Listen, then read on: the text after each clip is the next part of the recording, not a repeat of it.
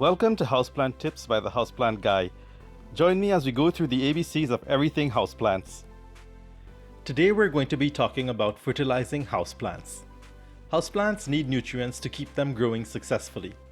They normally obtain the nutrients and minerals they need from the soil in which they grow. As they grow, plants will use up most of the nutrients present in the soil. In order to keep them healthy and thriving, these nutrients must be replaced. Nutrients can be replaced using fertilizers. Most houseplant fertilizers are composed of three major nutrients called NPK. N stands for nitrogen, P stands for phosphorus, and K stands for potassium. They may also contain various micronutrients also important for plant growth. Generally speaking, nitrogen promotes strong leaf growth, phosphorus promotes strong root growth and stimulates flowering, and potassium promotes strong stems and flowers. Fertilizers are normally sold as combinations of these three nutrients, and the percentage of each is normally identified on the package. For example, a fertilizer package which shows NPK value of 10, 15, 10 means 10% nitrogen, 15% phosphorus, and 10% potassium. There are various other combinations like 15-30-15 and 20-20-20 and many more. Houseplant fertilizers are marketed in various formulations and brand names, and choosing one does not have to be that complicated. Any houseplant fertilizer can be used as long as you follow the specified directions and use as recommended. Houseplant fertilizers are not for human consumption, so keep them stored away safely from children and pets when not in use. Handle with care and as recommended by instructions.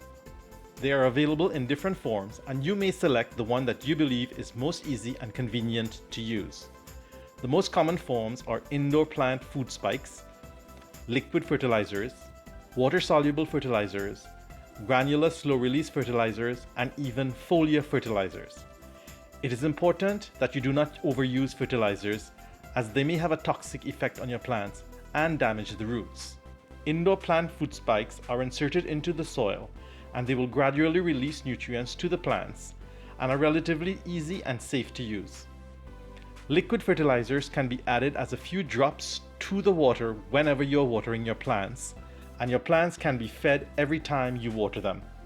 These are mixed in low concentrations, so they are safe and can be fast acting as the nutrients are delivered directly to the roots.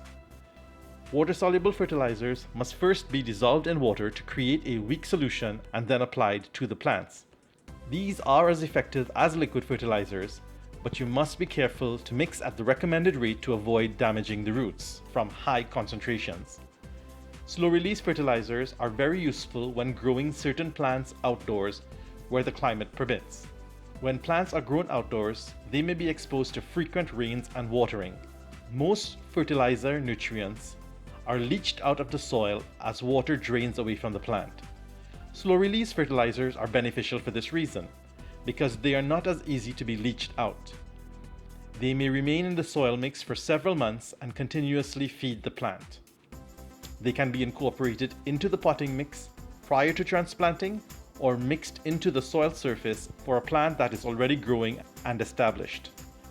Foliar fertilizers are specially formulated so that they can be sprayed directly onto the leaves of the plant where they are absorbed through the foliage. This is a quick and easy alternative for some plants that respond well to foliar sprays. An example of this would be a foliar fertilizer developed for orchids. In temperate countries during the wintertime, you should reduce fertilizing. Indoor temperatures are usually lower and the light is not as abundant, so plants are growing very slowly. See our next video on managing time to care for houseplants. This is part of the Plants Guide video series. Please check all the videos in this series to get more information on the Plants Guide. Remember to like this video, subscribe, and hit the notification bell for new videos. Also check the links to my Facebook page and Instagram in the video description below. Thanks for watching Houseplant Tips by the Houseplant Guy, and see you again.